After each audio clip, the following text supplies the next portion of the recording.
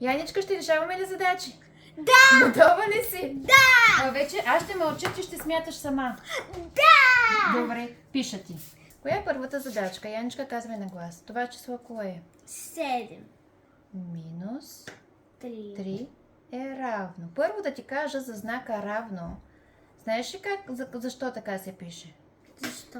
Сложи си двете ръчички ето така.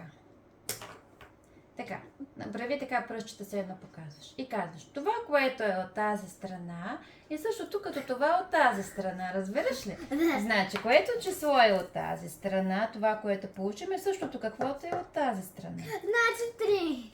Не е 3. Трябва първо да сметнеш колко е 7 минус 3 и каквото получиш да го напишеш ето тук. Разбрали? Сега. Айде сега, взимаме 7. Извинявай, мълча. Взимаме 7 Така. и трябва да махнем 3 точки от 7, защото ни показва знакът минус. Минус, имаш плочка 3. Това 3 ли е? Не. Така. Ето го е хубавото 3. Така, При минус слагаме 3 върху 7. върху него. И се получава 4. Пробвай да видим толкова ли е. Слагай 4 отгоре. То е... Пишем тук 4. Дай. След това имаме 4 минус 2. Така. И още 2. Минус 2. Ако ги сложиш така, ги събираш. Ако е минус, не. При минус, точно така. И сега пишем тук 2. Чудесно. Така.